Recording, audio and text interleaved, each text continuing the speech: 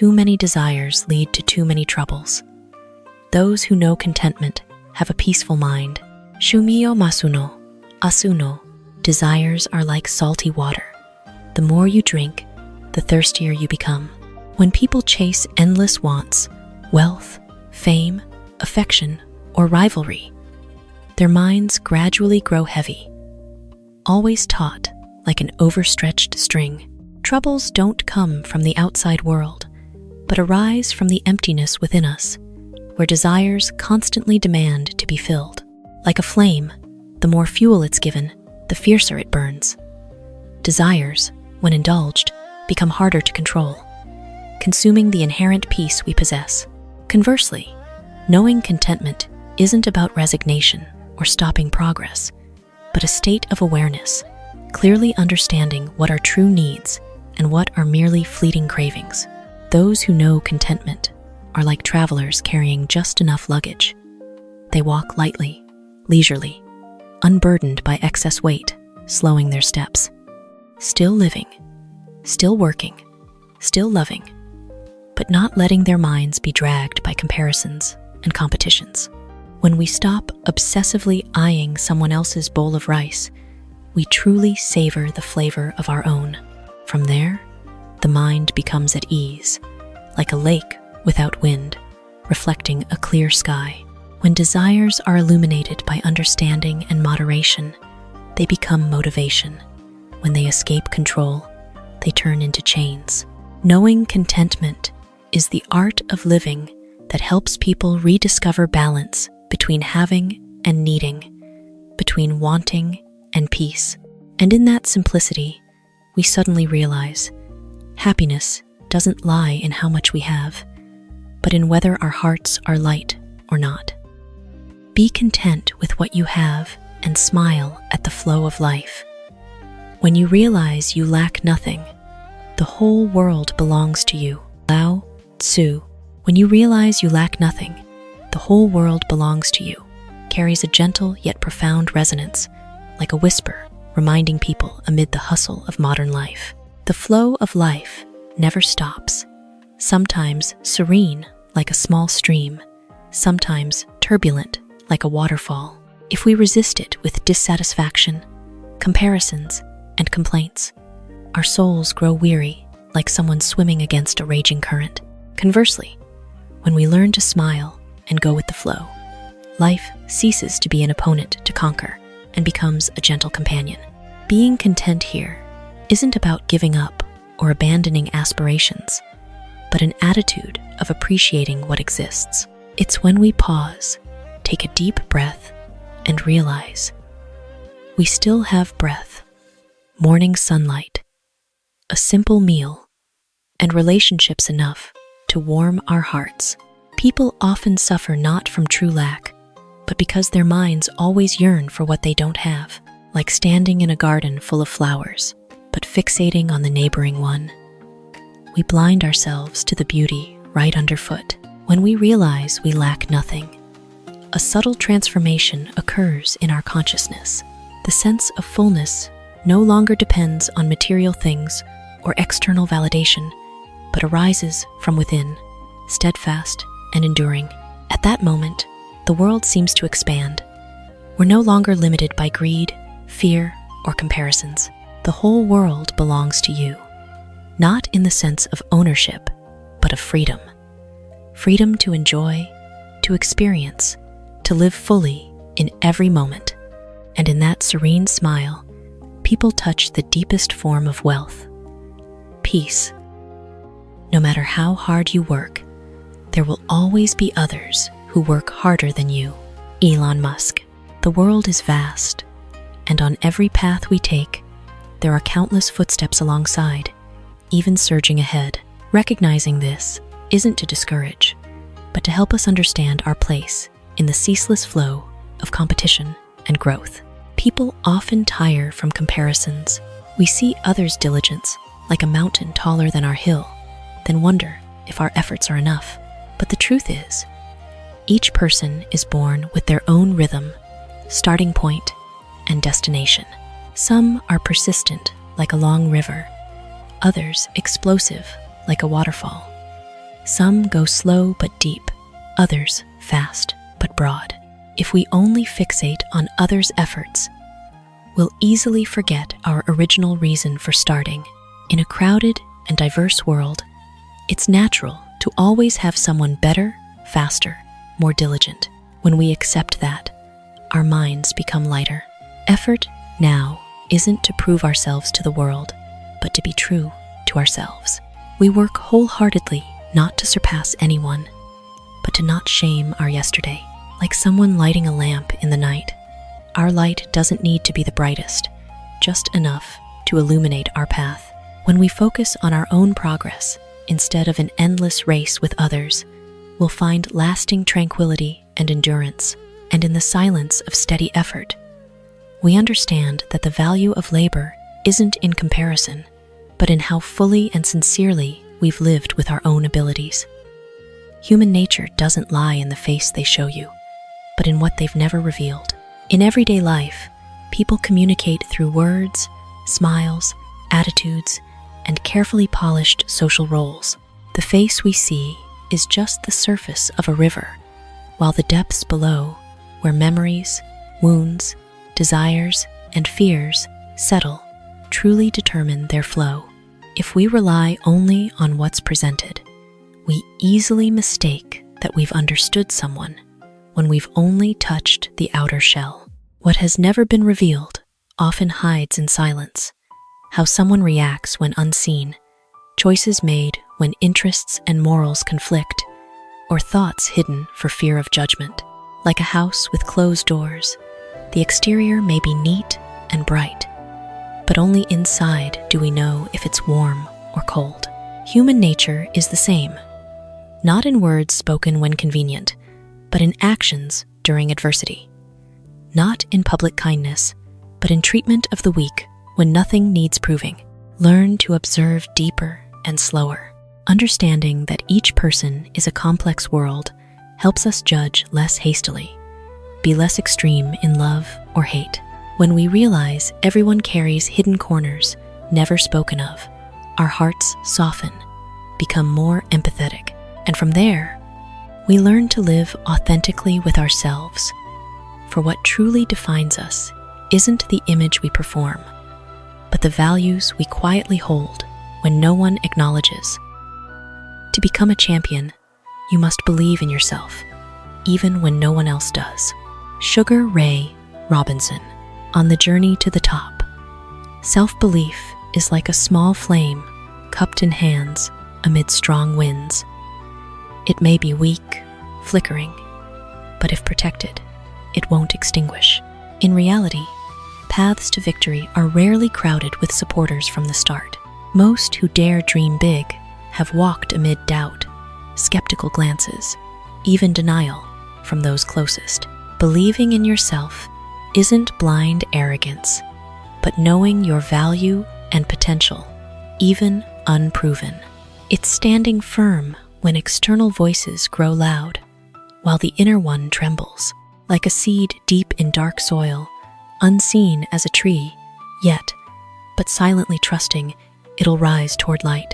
If that seed doubts and refuses to sprout, just because unacknowledged, there'll never be shade or fruit.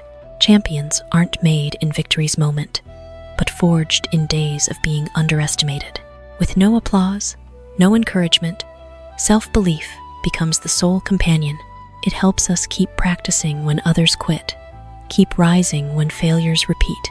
Each overcoming of doubt thickens that belief, stronger, quieter, for anyone wanting to surpass their limits. Because before the world believes in you, you must be the first to place full faith in yourself. And one day, when results speak, doubt's silence will yield to recognition. But even if that hasn't come, that belief is enough for you to continue with a true champion's posture. There is no failure, only lessons. Oprah Winfrey. In common perception, failure is often seen as an end, a scratch wounding self-esteem and faith. But looking deeper, what we call failure is really life's feedback, reminding us the path taken isn't suitable, or we're not yet understanding, steady, or skillful enough to proceed that way. Life is like a classroom without blackboards or fixed lesson plans. Each stumble is a surprise test. Each mistake an open page, though initially painful or embarrassing. Like a child learning to walk, it falls not from incompetence, but as the only way to learn balance. If every fall were called failure, none of us might take those first steps. It's those collisions with reality that hone understanding, helping us adjust, adapt, and mature. Viewing failure as a lesson profoundly changes our mindset. We no longer flee mistakes, but learn to observe them. We don't self-deny, but ask, what have I learned from this? Each lesson, costly or not, builds the foundation for future stability. The wise aren't those who've never erred, but those who draw experience from their own mistakes, dare to try, to act, to step out of comfort zones without being haunted by fear of defeat. When unafraid of failure, we're truly free to learn and advance. And looking back, we realize what once pained us most were silent teachers, leading to a stronger, deeper version of ourselves. Try putting yourself in others' positions and noticing their emotions. You'll realize your actions can affect them. In the busy world, we often view the world through our own lens, measuring everything by personal emotions, needs, and concerns. Many seemingly harmless actions can become scratches in others' hearts, simply because we never paused to ask, if I were in their place, how would I feel? Putting yourself in another's position is like stepping into shoes, not your own. At first, it may feel tight, uncomfortable, but that discomfort helps us understand how bumpy their path is.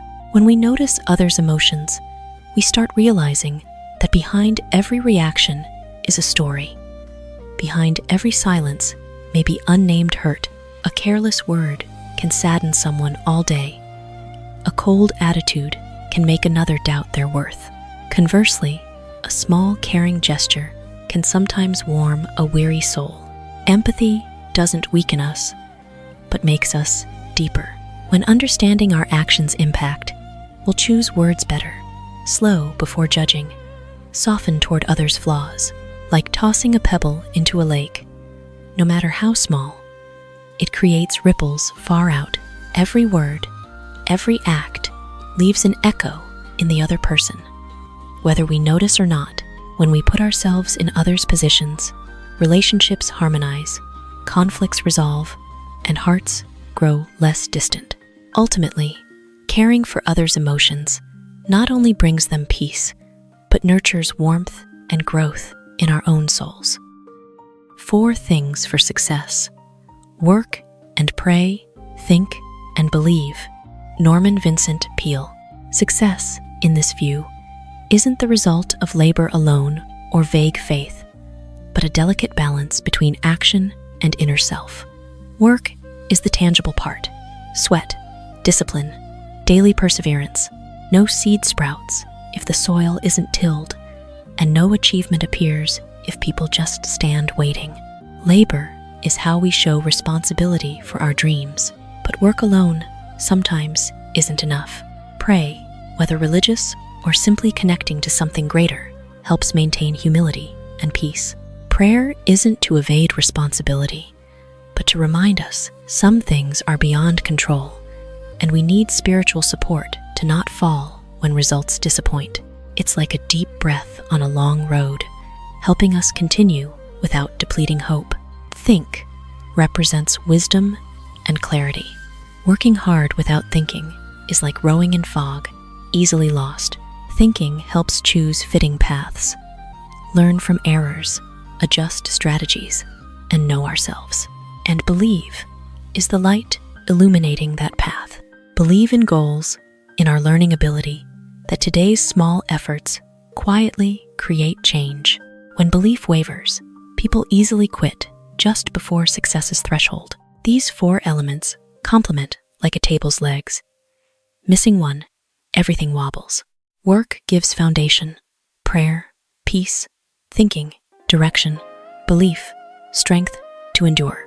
effort fully while keeping deep faith, and in that harmony, success, whatever its form, becomes meaningful and lasting.